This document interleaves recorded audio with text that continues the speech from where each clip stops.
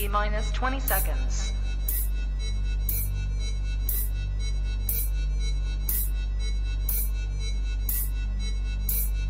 10, 9, 8, 7, 6, 5, 4, 3, 2, 1, 0.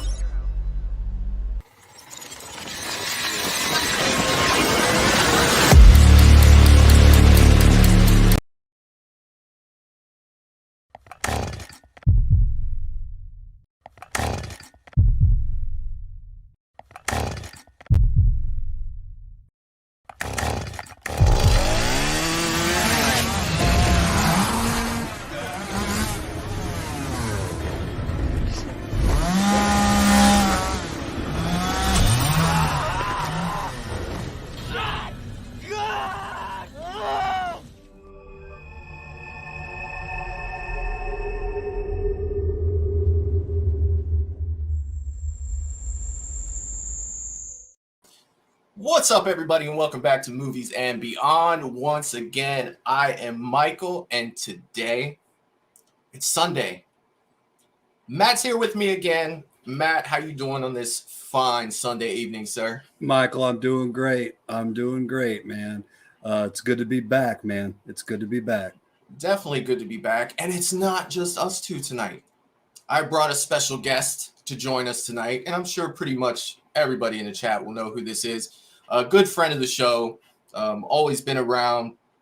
He's helped me out a lot when I first started, and can't welcome him enough times to the show. Knight from the Night Watch Zone is going to hang out with us tonight.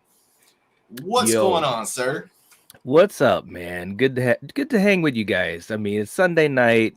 You know, we're talking about a subject that's near and dear to our hearts for a lot of reasons, and yeah, man, it's going to be cool. It's going to be really cool. Great to have you here with us, buddy. Yeah, man, absolutely.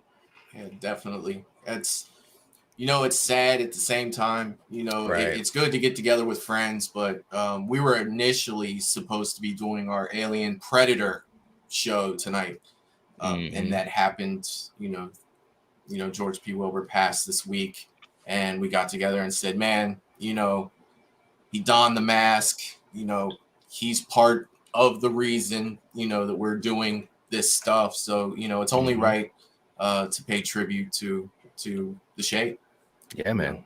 And it's I kind of wish that we got to do something for Ted White, but that kind of happened at a crazy time for us. But I mean, that's not that long of a gap in between losing both of those guys. Yeah, man, absolutely. And it's just weird. It just really is weird. It's sad. I mean, both of them, ironically, come from an entry in both franchises that was number 4, and to me, some really good entries in these long-standing franchises. So, yeah, man, rest in peace to George and to Ted, of course. Yeah. Well, let's check out who's in the chat. Russell Dorsey is in the house, and he says, what's up, everyone? I smashed that like button before I came in. This awesome stream and chat. Happy Sunday, everyone. Great to see you on here, Russell. Great to see you back, buddy. Yeah, man. Definitely. Kelsey and Justin are in the house as well, and they are saying hello to Russell. Hello, Kelsey and Justin. How are you guys doing tonight? Great friends of mine. Kelsey, Justin, good to see you guys back, man. Nice. Bipolar is in the chat. One of our mods. Polar is awesome. Always coming through.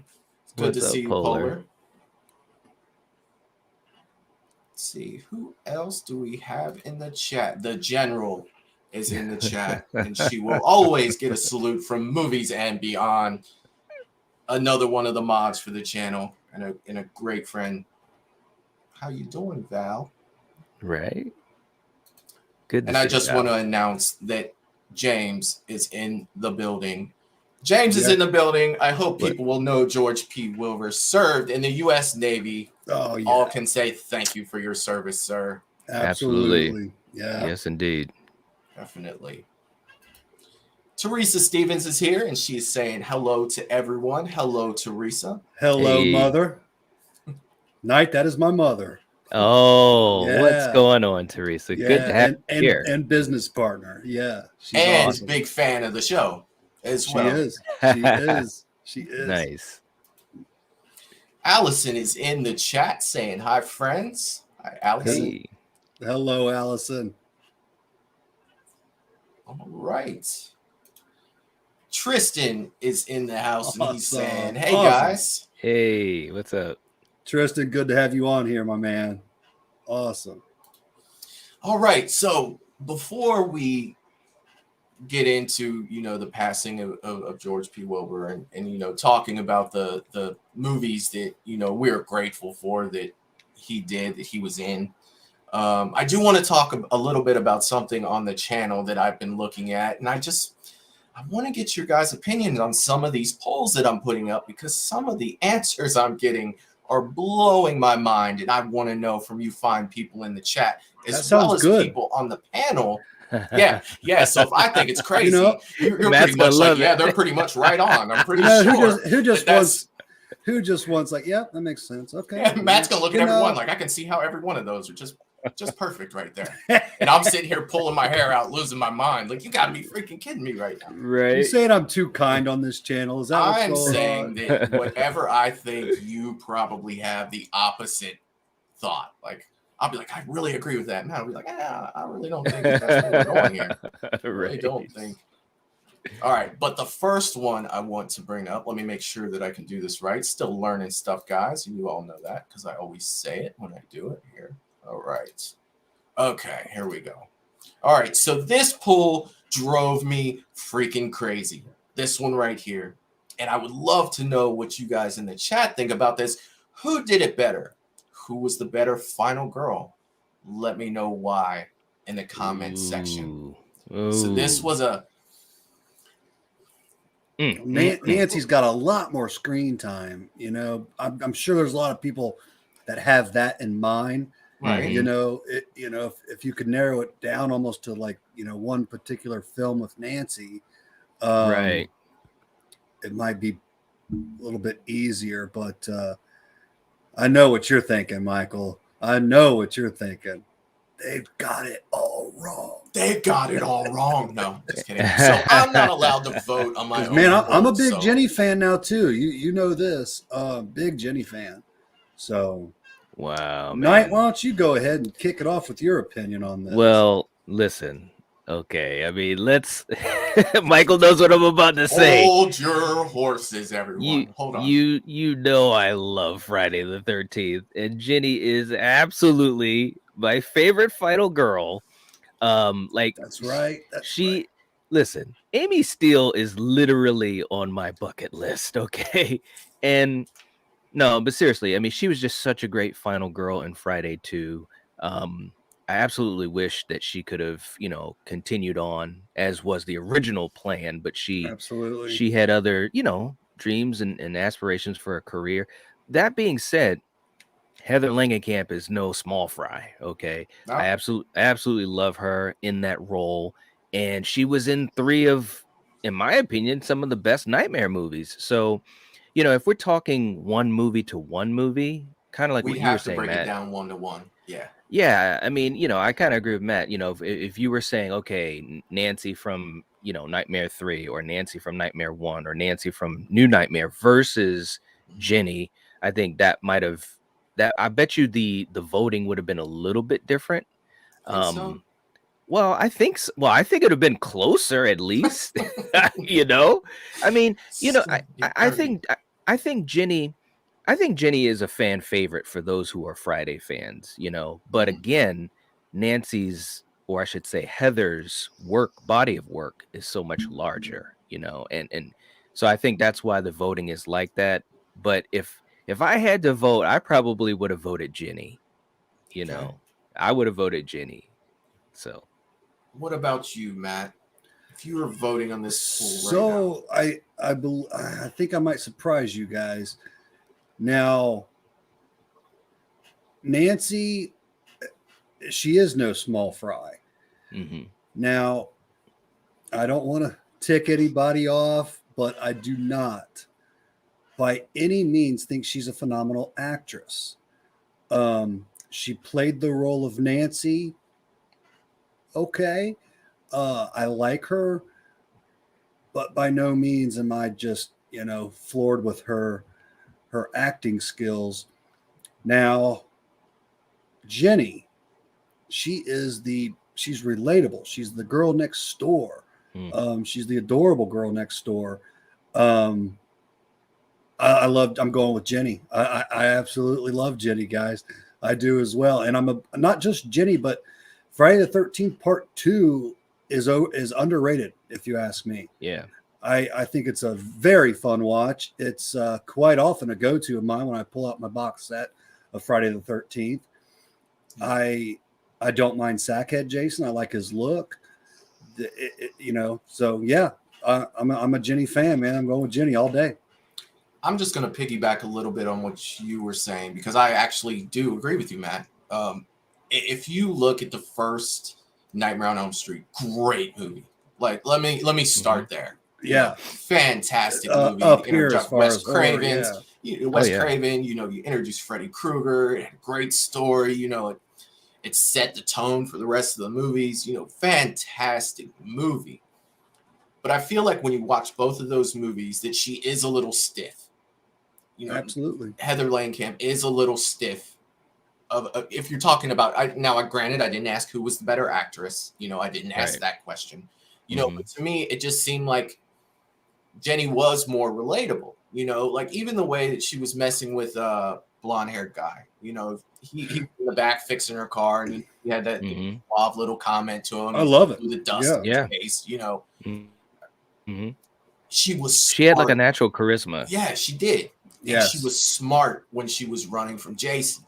To where I felt like some of Nancy's stuff. Now, granted, acting is acting. I felt like it was a little stiff, and it was scripted just almost a little bit. Yeah, and again, guys, I'm not trying to knock one of the greatest horror movies of all time, but if I had to compare the two, even when Jenny's running from Jason, she's doing bending corners. She's running. She's getting away from it. She's being smart about it. Like, you're not like, what are you doing when you're yelling waiting at the for him screen? to turn, kick him in the nuts. Yeah, she was awesome. I mean, Yeah. So that was the standpoint I was looking, at that for. Kelsey and Justin, they're going with Nancy. They're sticking with Nancy, and I see it. I get it. Russell Dorsey is saying Jenny deserves some love, which Jenny does deserve some. Preach it, Russell. Preach it.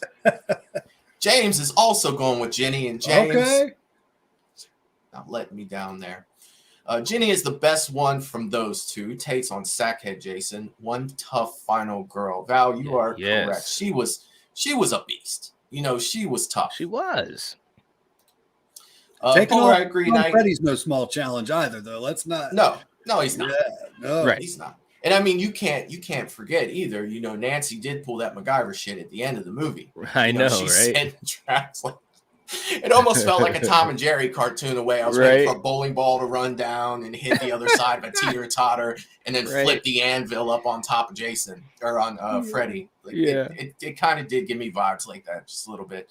But Polar was saying, I agree, Knight. We got more screen time with Nancy, and that was a great point, Knight. You are correct about that. Now, Michael, did you not send Knight the memo that we were going blue tonight? Oh, no, see, Yeah.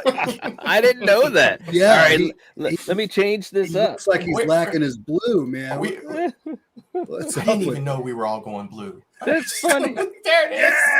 Yeah. Look at that. That's beautiful. See, that's what I I just got these new lights. I'm all excited. I've been showing them off. Like, yeah. I'm trying to be like you guys the best I can. Trying to fit in. Looks good, man. It looks really good. Well done, sir. Well done. Thank you. Kelsey and Justice say, I only say Nancy only in the original Nightmare. Okay. Okay. Yeah. But Jenny is a little bit stronger. Mm-hmm. Okay. Russell saying Jenny, a.k.a. Amy Steele, is one of my favorite Friday the 13th movies, so I'm going to go with Jenny. What is it about Jenny? She is awesome, man. She is, man. Listen, man, I'll tell you what, man, and you guys know, I've watched these movies I've seen these movies a hell of a lot of times since I was a little boy. Right. And Jenny is just that girl. I think you guys already said it. I think she's just so relatable she just seems so natural. It looks like the camera was just recording and Amy Steele was just being Amy Steele. You know what I mean? Yeah. And that's how she comes off in the movie. Very natural, very charismatic. She has a magnetism to her. And of course, in the movie, she has this great arc, because I mean, at least for me, I had no clue she was going to be able to do things the way she did them in that movie. So psychological and smart and like witty. She wasn't like a superhero. She figured it out, and she figured out to overcome Jason. And to this day, I think it's one of the best finales in the franchise as far as how she deals with Jason. Love that ending. Yes. She stole the scene that she was in. She did. She always stole the scene. You know what I mean? And and that screen presence, man. I mean, it's Jenny all day. Yeah. I mean, I feel like she'd have a beer with you, not caring who you are, where you came from. Like she's right. Cool, man. Like that's right. Yeah. Mm-hmm. Teresa Stevens is saying, "Love the blues, guys." That's right. That's right. That's right. Look good. If on I Movies say and so Beyond, myself, it guys, is all blue all the time. We do. We do look sharp. Tristan is saying, "I have an autograph from Heather, so I'm biased." Nancy. Fair enough. Fair enough. Tristan. That's a nice auto to have too, Tristan. That's right? Awesome. You ever want to sell that, buddy? You just let me know, okay? All right. So the next one, we probably won't have to spend as much time on this one, but it looks like Michael overtook Freddie. Wow. Worse than Ginny and Nancy here. That's actually impressive. That is surprising. That's surprising. So. Just quick take. What do you guys think about this one here? Whew. I mean, listen, obviously I love the shape. We all know this, I mean, but when we talk a bit about the big three, that also includes Freddy. Ironically enough, I'm going to be starting talking about Nightmare on Elm Street this week. Oh, really? So it's going to be kind of interesting, but I absolutely love Robert. I'm surprised it's that much of a gap. It doesn't surprise me, especially for your channel, Michael. That doesn't surprise me that it's skewed to Halloween, right? But that's a huge gap, man. Like, wow. Yeah. that surprised me as well. Yeah. So if there was a scenario where these two would have an epic battle, what do you guys think some of the factors would be? So. I know the most common is, Freddy's stronger in the dreams. And, a lot of people are saying, well, he would have to be in the dream to kill Michael. And does Michael dream? That's the thing with that. So, yes, if they're outside of it, I think that's one of the things that Freddy versus Jason didn't do well, because I feel like as soon as Freddy came out of that dream, Jason's ripping both of his arms off and beating him to death with them. There's no fight to me, but I understand the way that they did it, that they had to do it that way. But these two, for me, I mean, you could start to look at the fact that Michael is catatonic for how many, days out of the year when it's not Halloween. In some instances that, form of Michael is just, I mean, does he dream when he's catatonic? Could that be a way that Freddy got in and could beat Michael that way? I like to play the devil's advocate with, the scores on these to say, hey, this is kind of a landslide, but, did we really look at all aspects of what could possibly happen with this? And I think that just going by a maybe, we know nothing for certain, that it should make this one a little closer, just in my mind. I'll say something about that as well. Like Knight said, Michael's my boy. We all know that. But I also try to be, unbiased. Now, if Michael's in his dream, as much as I hate to say it, it's game over for Michael. I would almost put Freddy as unbeatable. If you're in his nightmare, it's his nightmare, baby. I mean, that's what it's all about. So now, outside of that realm, Michael all day. Yeah, it's very similar to, like you said, with Jason. He's going to rip his arms off and beat him with them. Freddy is a 180-pound child molester. You know, let's face it, he's no beast. Now you're in his nightmare.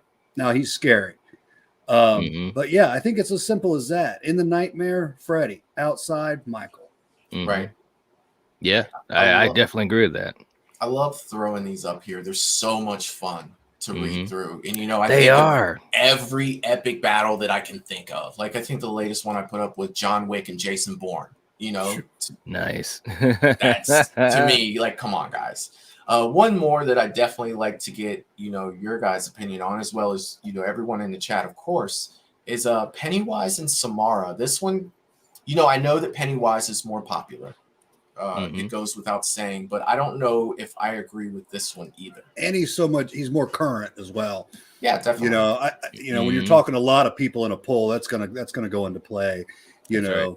They just saw the Pennywise film, they loved it. You know, whatever. You know, how many months ago, and then, you know, Samara's a long ago memory. But Knight, I'd like to know what you think on this one. Well, I mean, I think that I'm a fan of both movies, number one. And it's weird because when you think about them going against each other, Pennywise, you know, as far as his power, it's derived from fear, right? You know, so you have to be afraid and so forth. That's how he attacks you. So the question is, what would Samara be afraid of that she hasn't already, you know what I mean? She's already like gone all the way to the edge, you know what I'm saying? So it's kind of like tough to imagine, like, if they were to have a battle, you know, would Samara have any fear, right?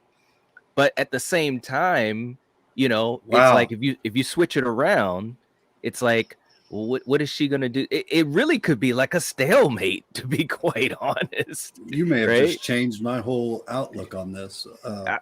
I mean, you know, that's the one thing about Pennywise, and I love Pennywise as a character, especially Tim Curry from the OG. Okay. You know, the new movies were good too, and I enjoyed a lot of what they did, especially the first part, you know, of the newer it.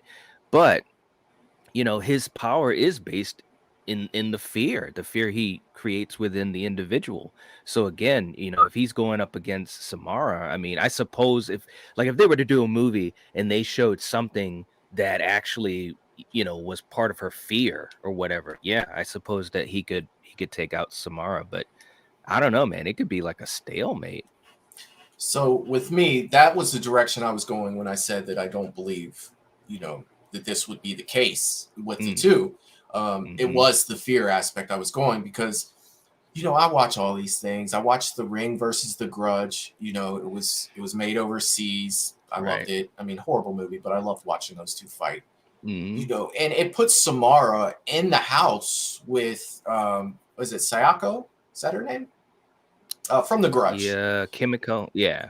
So she's in there, and Samara just goes walking right up to it with no fear whatsoever. You know, her hair goes through the Grudge's eyes and drags her up into the room and just explodes her. You know, and, you know, of course, you know, she's not dead, but, you know, there was no fear. You know, it was more of, this is my kill. Don't even think about taking my kill. You know, there was nothing. And I don't know about you guys, but just the sound from The Grudge gives me that right. Yeah, like that's right up my, you know, right up my back. Like, oh God, that's terrible. But yeah, I definitely just wanted to get your guys' opinion on a few of these. They're so much fun to talk about, and they're definitely fun to talk about, you know, with everybody else. Let's see what some of the people in the chat have to say about these two polls that we just talked about. Russell is saying, I got to go with Michael Myers. And yeah, I see it. But, you know, again, it really depends on location, right? Of the fight with that. James is saying Michael is much better than Freddy. Just broke it down to greater or less than. I get it, James. I agree, James. I agree. The general is going with the shape. You know, this seems a you lot knew like that. Dude, the shape always takes over on this channel, man. So, let me tell you what happened last week on last week's episode, right? So we did some fan films, and we got towards the end, and it's, you know, we're all talking in the chat. It's like, hey, let's throw the Jason versus Michael fan film up. So, we ended it on a, high note, we're all cheering for our sides. And prior to that, Polar's in the chat. And she says, I want to know what everybody thinks. And I'm sitting here like, yeah, great question. What does everybody think? Who do they want to win? Man, if I wasn't the lone Jason, but for one other person in the chat, you were about to get a DM like, yo, man. Who was with you on that, Michael? It was Justin and Kelsey. They came through with the Jason while I was getting dumped on. I must have forgot. Michael. I'm like, you got to be freaking kidding me, you guys. Hey, would you know what though? There's something to be said about this too, and I know Val's going to get a kick out of this because I absolutely love Michael. There is no question about that, no question at all. But I'm a Jason guy. I'm a Jason guy overall since I was a kid. That being said, I can understand why all of these icons have certain like moments, right? Yeah. I mean, I think Michael's mythology is probably the coolest as far as, you know what I'm saying? The boogeyman. You can't kill the boogeyman. And not to mention the score that follows him around, the music, bro. That's right. Every all of it. He just has a cool factor. You throw in Loomis, and I'm ready to go. Ready to go. But I think we also take into account that Halloween has come back with a vengeance in these last several years, and has really helped horror out so much. I think that is a part of it. Guys, Crystal Lake is coming, man. It is. And Sean, they're ready to do a movie. I'm just saying, we had this conversation like a year from now. I bet I'm so geeked, I can't hardly stand it. Right? Like, I just think that once Jason comes back, I think all of us that dust off our hockey masks, and it'd be like, yeah, we're back in the game, baby. We've always been in the game, man. Because we've never left. We have never left this game. Make no mistake. Yes, I picked Michael as my number one boy, but I told you as well, Michael. I'm a Jason guy too. He's just 1 foot behind Michael for me. Right. So yeah, for this new series, the Crystal Lake series and stuff, I absolutely just can't wait. Yeah.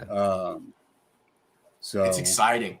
It's so many mixed emotions for this. It's a little bit of nervousness. It's more excitement than anything else. Just to see my guy back on the screen. Right. For the love of God. I want some depth with Pamela. Me too. I'm fascinated with Pamela. Yeah. I want some backstory on that girl, man. If they can do something anywhere in the ballpark of what they did with Bates Motel for Norma Bates. Oh, I loved Bates Motel. Could you imagine how this could literally shift everything for the Friday the 13th? Yeah, for the Friday the 13th fandom. Like if they can really hit hard with some good stories and acting and episodes and so forth, this could, like I said, a year from now we have these type of conversations, and I guarantee you there's going to be a lot more the Jason fanboys. Not saying that they're just coming out of the woodwork because of this, but I'm just saying, when you jump on that roller coaster, you know what I mean? And Michael had that roller coaster for years, and deservedly so. Credit to all of them because it helped out horror in general. But like I said, my boy's coming back.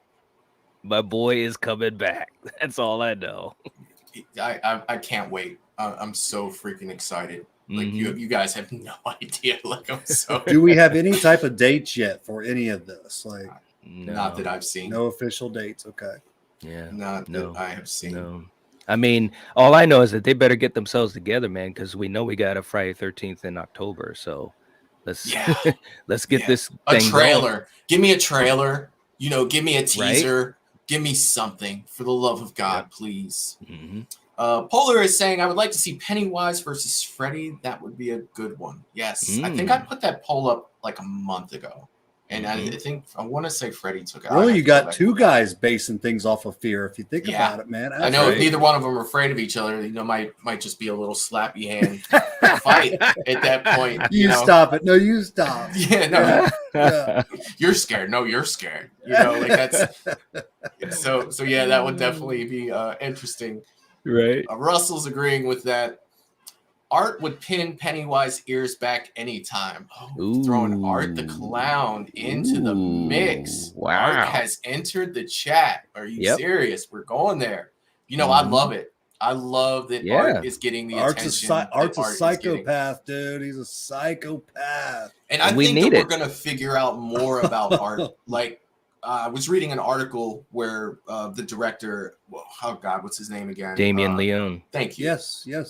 He was, talking about writing, the next Terrifier, and he's writing it, talking about the story of, almost the demon and the angel, so the girl wearing the outfit in Terrifier 2, she's going to start to realize that she's fighting for more than just her and her brother, so I think that Art's going to be a little stronger than we really think that he is. And I'm very curious to see the character development of the little girl with Art, to see what the whole back and forth is, with that, because I don't think they explored that enough in Terrifier 2. I think that there's more to it. And I think that they just gave us a little piece, hello, I'm here. I'm down to look at, I'm down to explore that for sure. Yeah. And I'll say real quick, those guys, David Howard Thornton and Damien Leone, I absolutely wish those guys the best. I didn't get a chance to meet them. My mother did, Teresa, and she could not say enough great things about how just appreciative they are of their fans and everything. Just so great guys from what I've heard. So man, all the best to them. I hope they keep bringing us more art, and let's explore it. Yeah. Justin and Kelsey come through with, I'll feast on your flesh as I feed on your fear. Yeah, that's awesome. Yeah, that's awesome. That's an awesome quote. Yeah. Most definitely. Russell Dorsey, those clickers in The Last of Us sound like The Grudge. Oh, yeah. Right. Teresa is saying Pennywise, hands down, that Tim Curry is phenomenal. Okay. Yes, he is. Yes, he is. That's no disrespect to Bill Skarsgård. I also think he did a fantastic job, man. I'm a fan of both Pennywise. I am. For sure. Kelsey and Justin, yes, we are there for you, Michael. Jason, all the way. See, my team is still intact. I must have forgot to tip them. See, Knight, that's all you got to do is you guys got to tip them. And your favorite can be Winnie the Pooh, man, and he'll win hands down. That's all you got to do. You're like.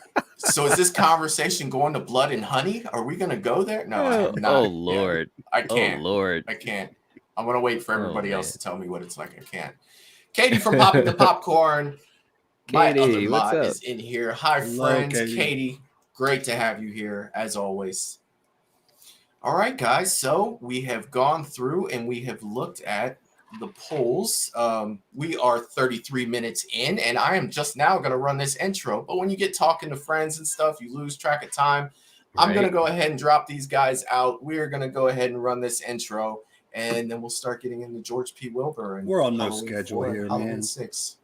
All right, we will be right back.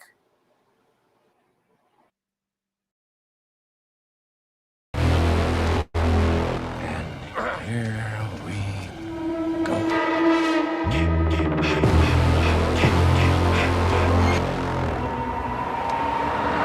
I prayed that he would burn in hell, but in my heart, I knew that hell would not have him.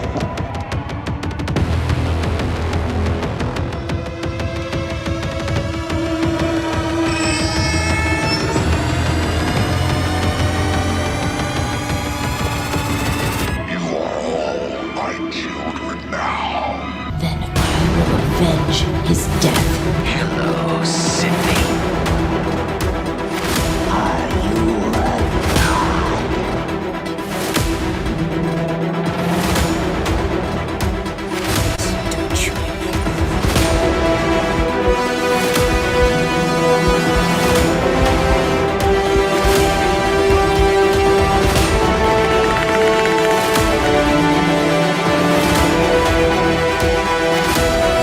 The Force will be with you.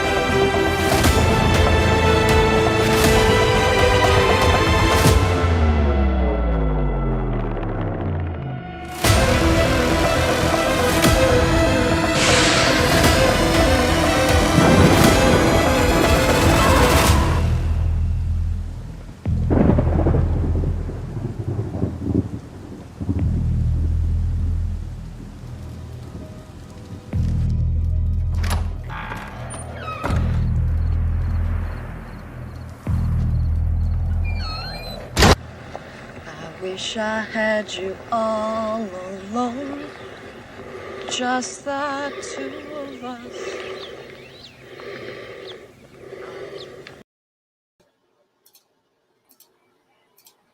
All right. We are back. So I do want to catch up on the chat. I am getting really behind. You guys are really throwing it out there on me today, and you guys know how slow I am with this stuff. So let me get through the chat, and then we'll get on to George P. Wilbur here. Polar is saying, seeing icons like Jason versus Michael battle, I really don't care who wins. Just thankful the fans brought it to life, executed like pros. You know, that fan film that we watched, last week. It was definitely agree with that. We had so much fun with that.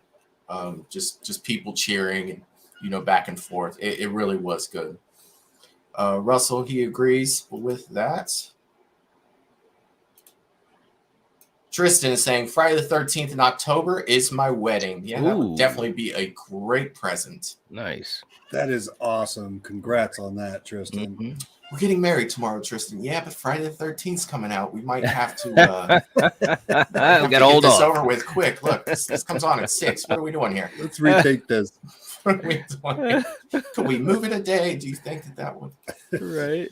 Val is saying, I love the shape for messing with your mind, scary, and I love Jason for physical horror. Jason, yeah, I agree with that. Mm-hmm. I definitely agree. And back to the comment, that's a great comment. Like whether it's our favorite person fighting, if it's Michael and Jason, you can't just say trash the movie and hate it because your guy didn't win. Michael, I'm not Freddy versus Jason, but we're gonna get into Freddy versus Jason right now. We can go. I so agree with that. Just do it well and try not to cry too much if your boy doesn't come out victorious. But I think you said I know it it's best. hard. I know it's easier said than done, guys. That's right. But yeah, I'm a big UFC fan as well. Like, and sometimes two of my favorite fighters will fight each other, and I usually tell myself, I just want an epic fight. If there's some good back and forth, they both put it all out there on the line. I'm happy because as a big fight fan, you can't get pretty down. When your boy takes a loss. So that's right. I agree. I so agree. I don't have a problem with the winning and losing. I have problems with character representation. Oh, I'm just kidding with you, Michael. So that's the biggest thing. And you touched on that last week. They both looked great. They both looked like the characters. You know what I mean? Like Jason was quick. He was physical. Michael was Michael. Like I believe that was Michael. And I believe that was Jason, with that. And I think that's one of the things that they did so well with that fan film. Yeah. And Jason, in my opinion, he won. Yeah, he did. I mean, he's walking out holding Freddy's head. So, yeah. Yep. Right. Yeah, but did he, though? He had to have help. He said, did he? He had to have help. All right, let's move on. Let's move anyway, on. Fuller, that was an amazing fan film. Yes, it was. Katie was reminding everybody to hit that thumbs up. Thank you, Katie, for reminding me. Please hit the thumbs up. Yes. Definitely helps out the channel. And don't forget, if you haven't already, subscribed tonight at the Night Watch Zone. Katie was nice enough to put the link up in the chat. He's got great content. You'll love him if you're not watching him already, which I'm sure most of you guys are. Katie, you're all right. Thanks, man. I appreciate Russell it. Dorsey says, Art the Clown versus Pennywise versus Freddy. Awesome triple threat battle. Okay, Russell. Wow. All right. That would be crazy. Polar agrees that battle was better than any we've seen in actual movies. Are we talking the fan film? Yes. Yeah, that was fantastic. Those two brothers did an amazing job. And James is saying you got to see the breakfast cereal, Art Krispies. Yes, Art Krispies.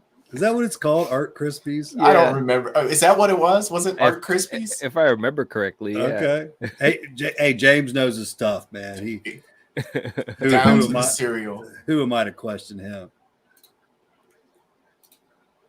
Art Krispies. We've got another Art. It must be Art Krispies. I guess we're definitely going with that.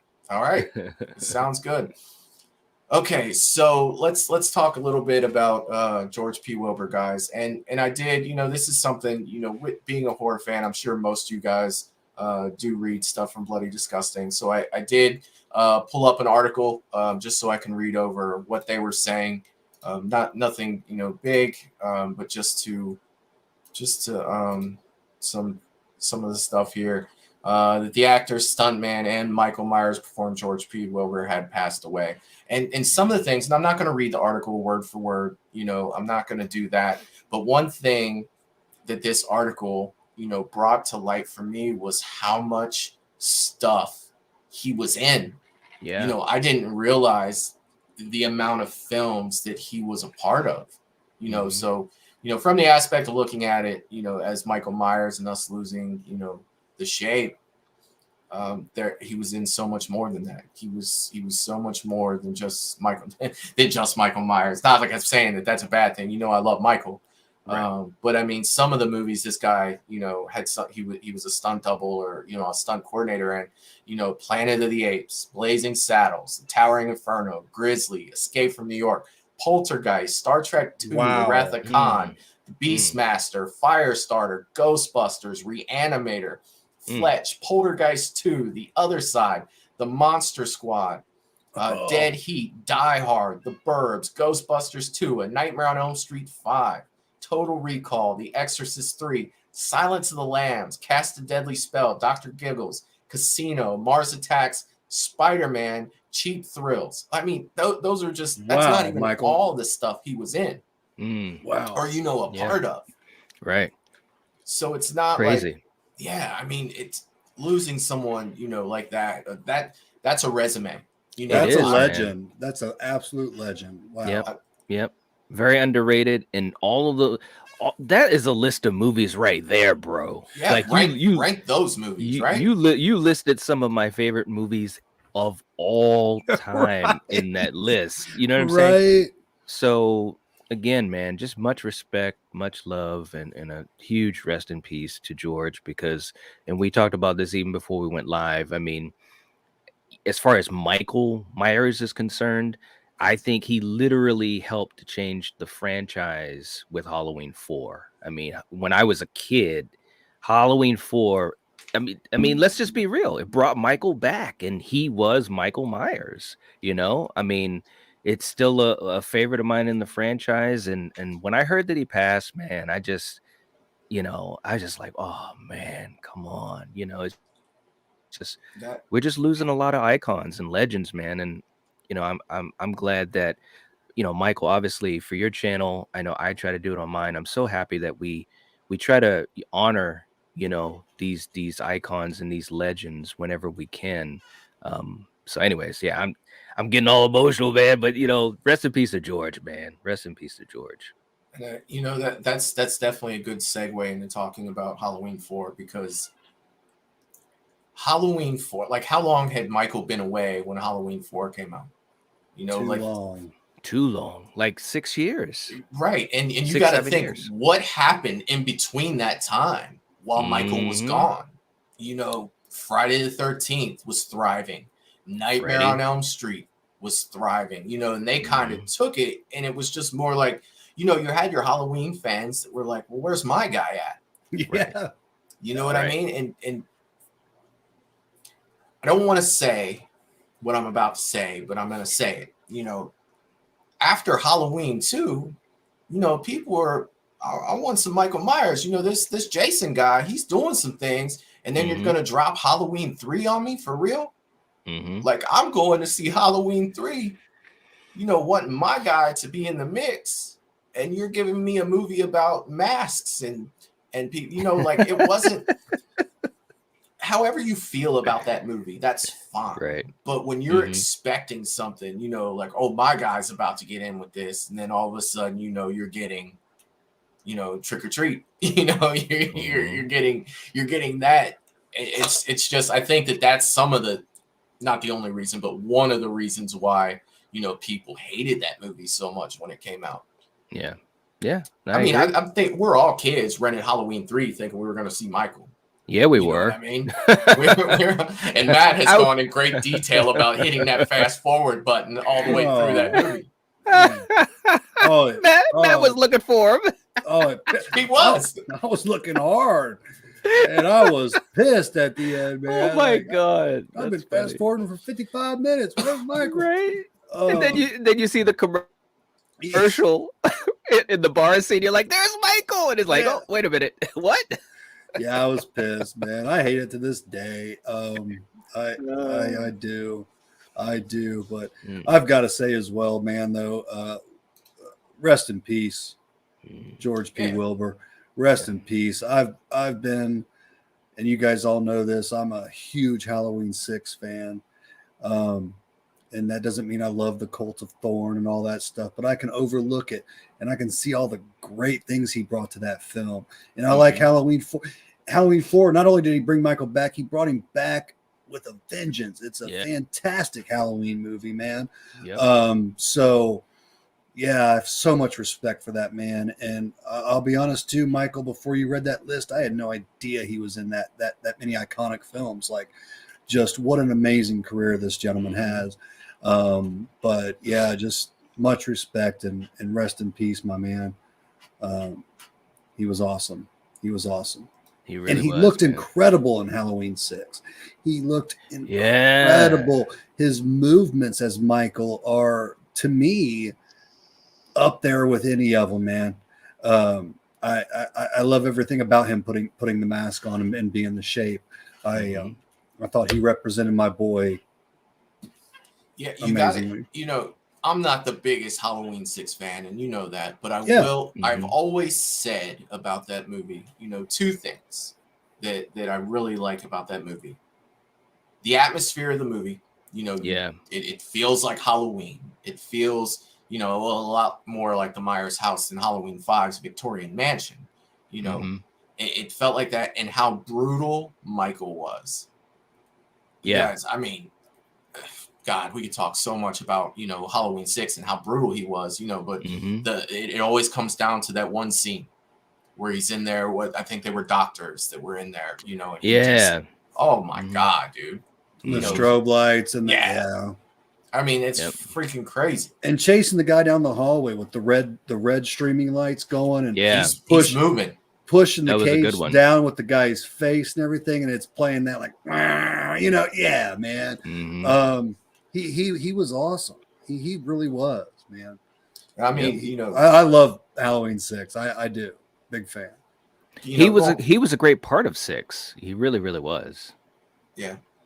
Yeah. I mean, there's no doubt. He's definitely one of, you know, I'm not going to say he's the most, but he's definitely one of the more vicious Michaels that we got out of the Halloween, you know, the whole franchise, you know, all the movies, you know, he was on it. Like, you know, a lot of things I didn't agree with that movie, but I equally respected, you know, the way he did it.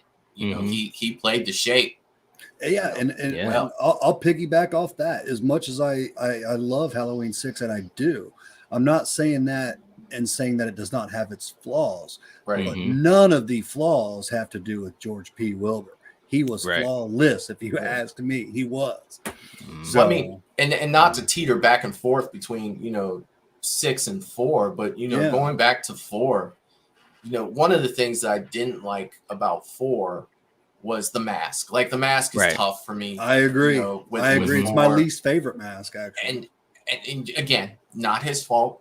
You know, and then you had the whole thing with the blonde hair and the peach face. In school, and it's just like, those are the types of things. But when you look at how Michael was, you know, and like I say, even with that mask in 4, to me, one of the most iconic scenes still, you know, it's top 5 or 6, is when he sits up on the other side of that bed with the lightning hits, he looks over with those black eyes, man. I'm telling you, you know, not only, you know, with that mask alone, that was ridiculous. Like, it was dope. Okay, that was totally. And then we play around with that and we say, could you imagine that scene with like a 78 mask on it? Like, can you imagine what that would have looked like? You know, but I print it out and frame it, baby. Oh, I mean, it's going on the wall right behind me. You know what I mean? Like, definitely in a frame, you know, and it's sad because, you know, one of the things that I wanted to do, and, you know, going to horror conventions and stuff, I was kind of hoping, like, I didn't know that there was anything wrong with him. Like, I was kind of hoping to get him, you know, to meet him just to say, Yeah. you know, like, oh yeah, George P. Wilbur, yeah, nice Halloween 4 poster to get him to sign and have that experience, meeting another, you know, Michael. The Halloween 4 poster is amazing, man. I love that poster so much. I mean, they fooled us with the mask, but still, the poster. And they fooled us with the poster too. They did. They brought me in with this work of art, and yet this mask isn't that mask. I'm looking at the cover and the TV as a kid, like. Night, well, I love the cover too, as much so as I tattooed it on the back of my calf. Nice. That poster, picture. It's awesome, man. But I will tell you, I think the best part about Halloween 4 is Michael's interpretation of the bartender. And can you do that for us, Michael, one more time? Michael's what? Your interpretation of the bartender. I am totally drawing a blank right now. Phone don't just not ring. No way, no how. Oh yeah, no way, no how. Phone just doesn't ring down there. No way, no how. Police station. No way, no how. That's the best part about 4, man. It's oh my god, it's great. I don't know. He's got some funny interpretations, man. But you got, I mean, the things. If that doesn't sound scripted as all get out, I don't know what does. Phone don't just ring at a police station. No way, no how. No way, no how. Get in the truck. You remember that night? Yes, I do. I do. I mean, you got to think about, you know, not only that, you know, with Halloween 4, you had the Bucky interaction. Yeah, that made, I loved it. You know, he's like, "Don't you go nowhere." He turns his back to Michael Myers. Oh walks my away. god! Like, do you know who you're turning your back on? You're in Haddonfield, bro. How can you not know who this is? I know. Like, hey, you just hold on 1 second. Right? I love that. I love that. I love that scene. Just 1 second. Give me a minute. Yeah. And then, you know, I always laugh too. Granted, you know, it was a scene that I really enjoyed when the police chief and Loomis go to the police station, and Michael had slaughtered everybody. Right. Like, he walked in there. He's like, who could have did this? And he's like, he's not a man. And he's like, well, what is he then? You know, and then they go outside. And he's like, you created a lynch mob. And Loomis just looks over like, you don't have a police force. You know, like, screams at him. And I love it, man. I absolutely love it. 4 was, and obviously, like we're saying, George was a huge part of that. But 4 it was almost like a little bit of the lightning in the bottle moment, like 78, because, you know, we wanted Michael back. We needed Michael back. It was the right time. You had obviously the great Danielle Harris. To me, it was like peak Loomis. Like, Donald was just flowing in that movie. Yeah. It was like peak Loomis, and it just all came together. It really, really did. Halloween 4 is such a great film. From the moment they say transport him and the music hits and they're wheeling around, you're just like, let's do it. Well, I mean, it'd been so long since we heard that. Well, maybe not for us as kids. We were probably the ones, you know, the reason why Halloween 4 was, or you know, Halloween 1 and 2 were never in the video store. You know, kids like us that every time are in there like, I'd like to return Halloween 1, but just go ahead and re-rent it to me. You know, like, this is, that's right. Those are the things, you know.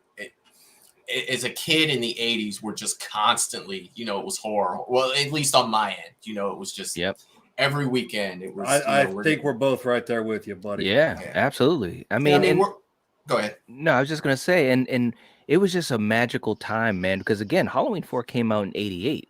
And that was the only year that all 3 had a movie that came out.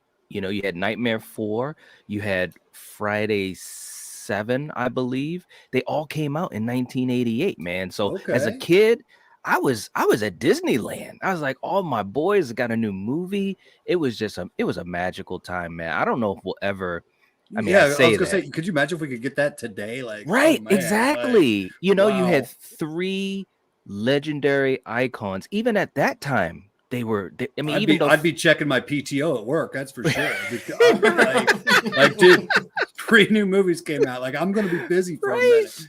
Yeah, it's so true, man. I wish we had that today, where you had, you know, these wonderful icons kind of battling it, so to speak, you know. But Yeah, man. That's why those three, to me, they'll always be just legendary. They just will.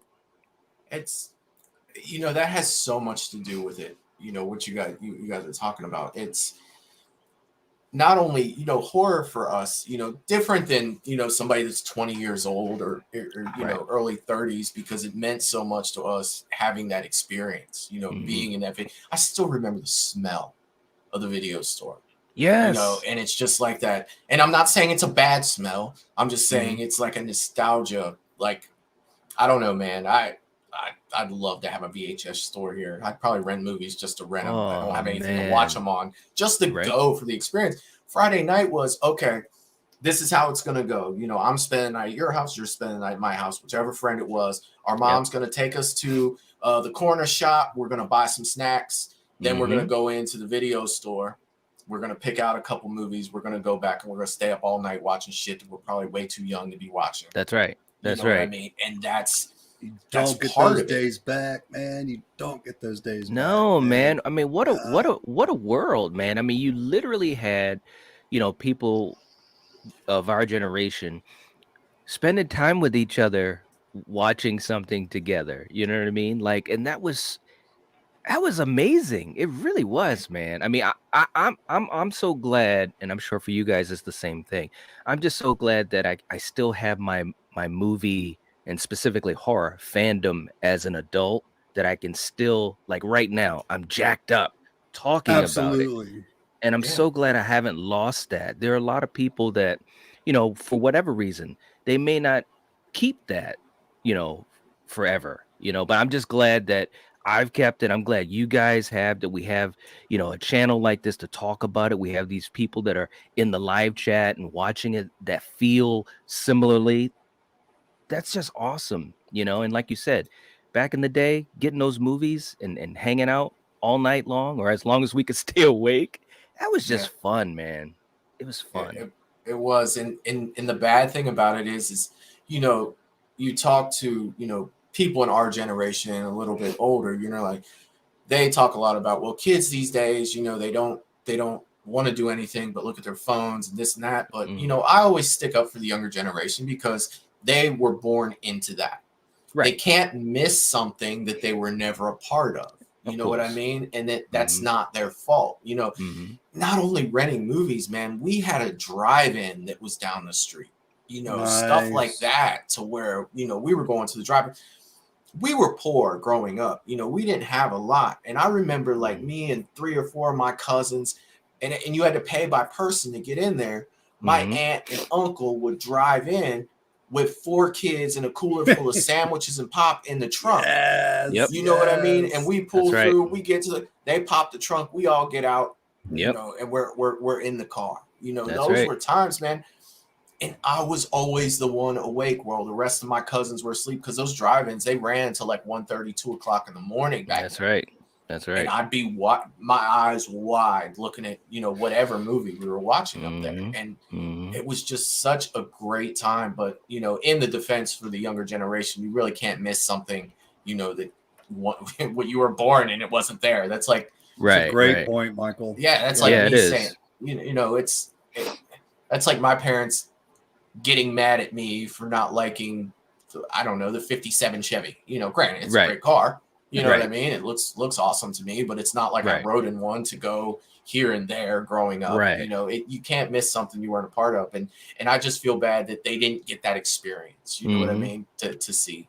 Good point. But Russell Dorsey is saying Halloween 1978, Halloween 4, Return of Michael Myers, and Curse of Michael Myers, and Halloween H2O are my favorites out of the franchise. Right on, Russell. Nice. I actually can get down with all 4 of those films as well. So, yeah. Very cool. Kelsey and Justin, that scene where Danielle Harris was bloody and holding the knife, I think actually she had scissors, though, right? She had scissors and wasn't letting go in H4. That scene was done so well. And it was also, no. And that's another thing that I missed, Justin. He was about to put a cap in her, man. He was not. Look, Loomis was about to make a choice. He knew what was going to go down, man. He knew what she was becoming. Like, girl or not, she's getting blasted. Like, to me, I'm not going that's through when this again. Loomis I'm was too old for this bullshit. Like, Loomis was it's going in somewhat right mellow. now. Loomis was somewhat mellow in 78 and Right. Halloween 2. But you Yes. notice in 4, it's like he had had enough of this shit at this point. Yes. Like every time he started talking, You it would like haven't got a start police off force. subtle. You know what I mean? And it would escalate as he It was would. talking. Like even when he said, you don't have a police force, he's like, you don't have a police force. You know, like he Yes. wanted to be heard. He's tired of this shit. He's been chasing this asshole for too long. Like, Half look, his I'm body's done with burnt it. to hell. Right? Yeah. Yeah, he got blown up. He You know what I mean? I mean, poor Loomis, dude. He's Oh had my it, and I don't know God. how that dude didn't have a bottle in his hand through the whole movie. Like you That's got another man. That's another man I'll miss, man. Rest Oh, in peace. God, Donald man. Pleasance, man. Listen, like, man, you know, he just brought something so special to those movies and to the mythology of Michael Myers. You know, the greatest hype man in horror history of all time. I mean, he literally gave us our perspective into Michael, and he did it in such an amazing way. I agree, man. Donald Pleasance, one of the best. he was fantastic. He was. Especially, like I said, but there were different phases of Loomis. Mhm. there You know what I were. mean? There Like, were. character development, I get it. Like he went from the doctor that was logical, and yeah, he had a few little Yosemite Sam moments where he'd pop off. You know what I mean? But it looked like in 4, he's just like, fuck it. Like this. Hey, look. Hey, not that we're talking about it, but in 5, man, he really started going. Oh, he started, yeah, like- he started manhandling Jamie and that other boy, that young kid. I mean, Yeah. like grabbing him. And, It's what do you almost think he's seriously gonna like- do with that? It's almost seriously like he was just tired of the bullshit. He He just had enough at that he point. started losing it.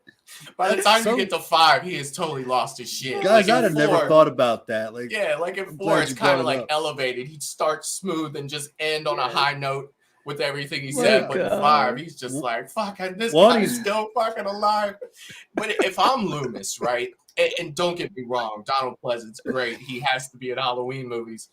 But if I'm really Loomis and I'm a guy, after Halloween 2, I'm like, fuck that guy. Let somebody else deal with that. I've been blown up. Nobody ever believes me. Every time I tell them like he's here, they're like, screw off. You know what I mean? And it's like, they think he's crazier than Michael half the right. time. Like, And, I mean, Right? it's debatable. You know what I mean? Like by 5, you've even got Michael on the stairwell looking at him like, damn, man, chill the fuck out for a minute. Like, Jesus Christ. Like, Michael's looking at him like, "You okay, looking bro?" over like, you okay, man? Like, seriously. Michael starts backpedaling like this dude's not right. You know, man. he Like, let me just go ahead and go over here for a little bit. But yeah, that's I mean, great that was stuff, man. I mean, it's funny, you want to talk about George P. Wilbur and how great he did in Halloween 4, but that just goes to show you how good these movies were. Like, they're not all Yes. great, but at the same Right. time, they all go together. They And you do. start to notice these things, and you Mhm. talk about it, and man, I swear to God, dude, it's just like, talking through, the way we were talking through this and all, the laughing we're doing and everything. It's like Loomis really did go from point A to point B by the time he was done. He did. Yeah, think about it. Part 1, he's riding in the car. They're like, "You never want him to get out." He's like, "Nope, never." and then he's, "You haven't got a police force. What are you gonna do with him?" Look at like, yeah. I've been telling you motherfuckers for 10 years. I don't know why you can never even say that. Like that's basically what it was. Oh boiling my down god! to. Like, Man, Michael, hey, I've look. never, never I've never once heard said you nobody curse as ever much as listens when to you're me. doing your crazy Loomis, man. You I can, love hey, it. look, you gotta clip that out, man. That was hilarious. You motherfuckers! It's like- Oh my god! but it's true. Oh, As it's true. funny as it is, that's It's why very- it's so funny because it's very so true. Yes. Like it's Mhm. oh my god, I love. And then Loomis, really man. six, sadly, he starts kind of dying back down. And Right. kinda getting a little very bit much more metal. retired. Like he's like, Yeah. fuck that. I finally said fuck it. Yeah, I'm not I going back. found my zen. but he's gonna get pulled in again, and he's just like, I God know. dang it, man. Oh man. That's Tommy's fault. Dr. Loomis, I'd have been like, who? That's not me. That's not me anymore. Why'd he retire so close to Haddonfield? If I'm him, I'm moving to like Japan. Like, look, I'm done. Michael can't swim. I'm out. Like, they're on their own. I tried to tell him every police chief thinks I'm Change an your asshole. number, everything. Right. Yeah, I'm done. I'm changing my That's name, right. my number. Like, Oh it's man. But I was saying Danielle Harris was amazing in those movies, and She that's was. another one. Yeah, Halloween 4, the introduction of Danielle Harris. that's right. You know, her and Rachel in that movie. Oh gosh, love them. Yeah, I mean, what a great final girl. You know what I mean? Yep. I love Rachel so much, and Me I too, think that man. that's a good portion of why I don't like Halloween 5 so much. Right. You know, Of course. I think it has a lot to do with that you took. I don't. The Yeah. chemistry with her and Danielle and Jamie was awesome. It was. Absolutely You awesome. were rooting for them. You Yeah. really were. You know, and they were so good together. And Ellie Cornell was great as Rachel. And I have I can enjoy 5 a lot. I really do. But the way they treated Rachel in 5, I was just like, what? How? You know what I mean? And it was just to me, Rachel and Jamie were so instrumental in as far as the heart of Halloween 4, you know, and they would have been smarter if they had kept that in 5. You know, I think 5 would have been a much better movie if, you know, they had kept Rachel alive and kind of let that dynamic continue to play between her and Jamie. Well, you know, Tina had to thrive, so Yeah, it's true. It's true, man. That's a story for another day, isn't it? that's a whole show on that right there. Like, oh, why are we doing this? But you build this connection in Halloween 4 that was so good with these characters. Yeah. And you have essentially the same cast to go on to the sequel. And yeah, I mean, that just goes back to how good Halloween 4 really was, you know, and how many good things he had, you know. Great Michael Myers in that. You know, you had Loomis, and we pretty much broke down his life in that. You know, Rachel, Danielle, and it was just, I love Halloween 4. You know, I someone would ask me why. It's like, well, this is going to take a while. Right. You know, there's not one thing that makes me love Halloween 4, and it's crazy that I love Halloween 4 so much because I hate the mask with a passion. Right. You know, right. like I really don't like that mask, and and that just shows how good of a movie it is, because you have to I hate to say it, but you have to, at least for me and for you as well, you have to forgive the mask. Yeah. You know, you look past the mask.